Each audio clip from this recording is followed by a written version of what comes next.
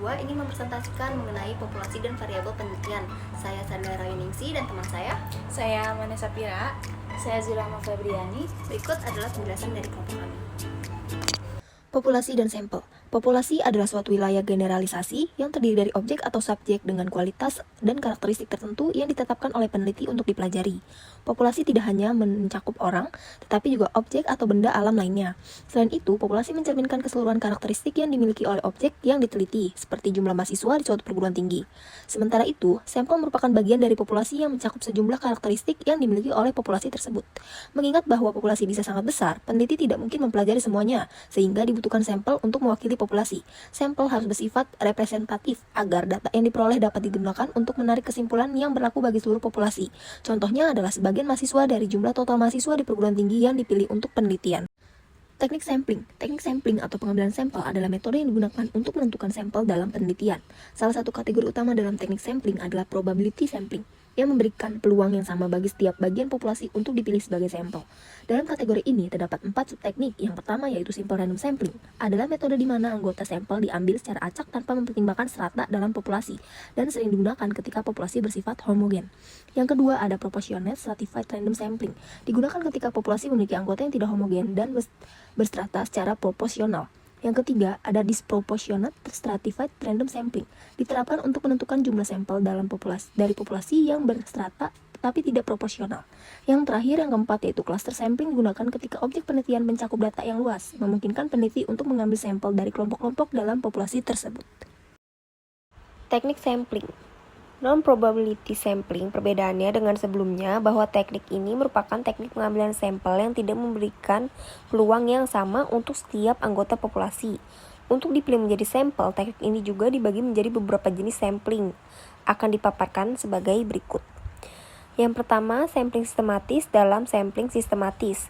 Di sini, pengambilan teknik sampelnya adalah berdasarkan urutan tertentu dari anggota populasi tersebut. Yang kedua, ada sampling kuota, artinya teknik sampel yang digunakan untuk menentukan sampel dari populasi yang mempunyai ciri-ciri tertentu. Ini dilakukan sampai jumlah sampel terpenuhi atau sesuai dengan penelitian yang diinginkan. Adapun yang ketiga, sampling insidental, artinya teknik sampel yang penentuannya berdasarkan kebetulan atau siapa saja yang secara kebetulan bertemu dengan peneliti. Kemudian dapat digunakan menjadi sampel, tentu jika orang tersebut sesuai dengan sumber data yang dibutuhkan. Adapun yang keempat, sampling posposif, artinya teknik sampel yang dalam penentuannya adalah dengan mempertimbangkan sesuatu yang sesuai dengan kebutuhan dari penelitian dan paham mengenai tema yang akan diteliti. Yang kelima, sampling jenuh, artinya adalah teknik sampel yang dalam penentuannya adalah apabila semua populasi digunakan sebagai sampel dalam penelitian tersebut. Dan yang terakhir adalah snowball sampling. Ini artinya sampel dengan ketentuannya awalnya jumlah sedikit, kemudian sesuai kebutuhan menjadi bertambah sampelnya. Variabel penelitian. Variabel penelitian adalah segala sesuatu yang dapat ditetapkan oleh peneliti untuk dipelajari dengan tujuan memperoleh informasi yang dapat digunakan untuk menarik kesimpulan. Variabel ini mencakup atribut, sifat, dan nilai dari objek yang memiliki variasi. Terdapat beberapa jenis variabel dalam penelitian. Yang pertama, variabel independen atau sering disebut sebagai variabel bebas.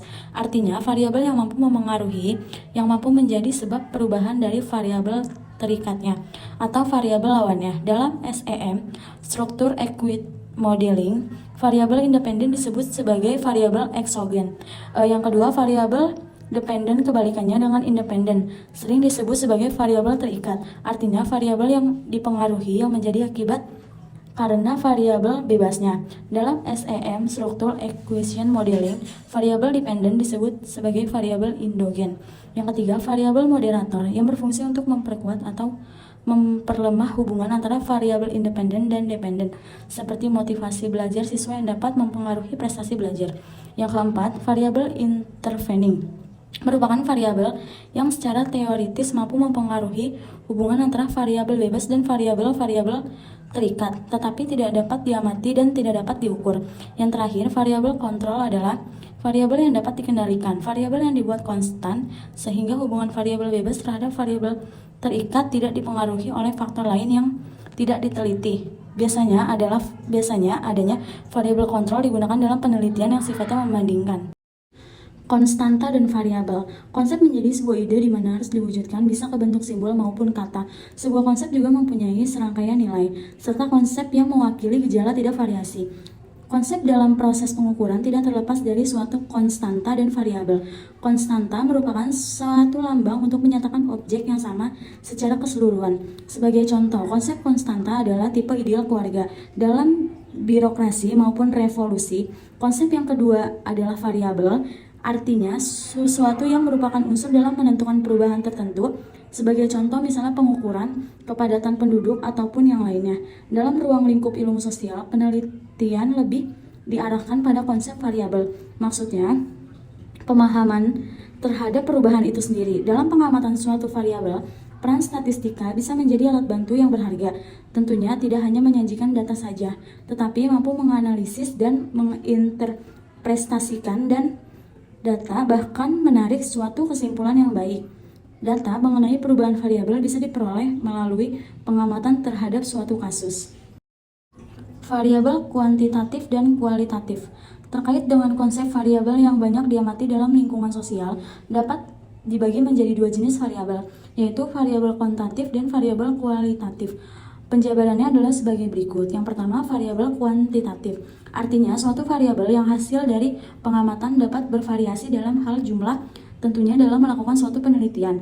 Yang termasuk dalam variabel kuantitatif adalah angka kelahiran, angka kematian, angka penduduk Indonesia, dan sebagainya. Lebih sederhana lagi, misal variabel usia, tinggi badan, berat badan, ataupun yang lainnya. Yang kedua, variabel kualitatif. Kebaliknya dari variabel kuantitatif. Kualitatif artinya variabel yang hasil pengamatannya bervariasi dalam jenis, bukan jumlah atau tingkatan. Sebagai contoh variabel, cara pengolahan sampah, status perkawinan, jenis agama, dan lainnya. Variabel kualitatif itu unik, tidak bisa dirubah ke angka. Maksudnya adalah simbol angka dalam variabel ini hanya digunakan untuk kebutuhan identifikasi saja. Contoh simbol angka 1 untuk wanita dan angka 2 untuk laki-laki. Variabel diskrit dan kontinu. Variabel diskrit dan kontinu termasuk dalam variabel jenis kuantitatif. Bisa dijabarkan bahwa variabel kuantitatif ternyata masih ada lagi di dalamnya, yaitu diskrit dan kontinu. Penjelasannya adalah 1. Variabel diskrit. Artinya di sini adalah suatu variabel yang bersifat kuantitatif di mana jumlah nilai atau suatu kategori yang bisa dihitung dan bentuknya adalah bilangan bulat. Sebagai contoh adalah banyaknya anak dalam satu keluarga, banyaknya kecelakaan dalam 1 tahun di Jakarta, ataupun yang lainnya. 2. Variabel kontinu, artinya suatu variabel yang bersifat kuantitatif di mana hasil pengamatannya adalah salah satu dari keseluruhan dari suatu garis interval. Dalam hal ini tidak hanya bilangan bulat, tetapi bisa merupakan bilangan pecahan. Sebagai contoh adalah variabel umur yang satuannya bersifat bulan atau tahun. Kesimpulannya, mengenai materi populasi dan variabel penelitian adalah bahwa populasi merupakan keseluruhan objek atau subjek yang memiliki karakteristik tertentu dan menjadi fokus dalam penelitian. Untuk mempelajari populasi yang besar, penelitian menggunakan sampel yang diambil secara representatif agar dapat menarik kesimpulan yang berlaku untuk populasi tersebut. Di sisi lain, variabel penelitian adalah elemen-elemen yang ditetapkan untuk dipelajari dan dapat mempengaruhi hasil penelitian. Variabel dibedakan menjadi beberapa jenis, termasuk variabel independen, dependen, moderator, intervening, dan kontrol, masing-masing dengan perannya dalam menjelaskan hubungan antar unsur dan dalam penelitian. Pemahaman yang baik tentang populasi dan variabel sangat penting untuk merancang penelitian yang valid dan relevan, serta untuk memastikan bahwa data yang diperoleh dapat diinterpretasikan dengan akurat.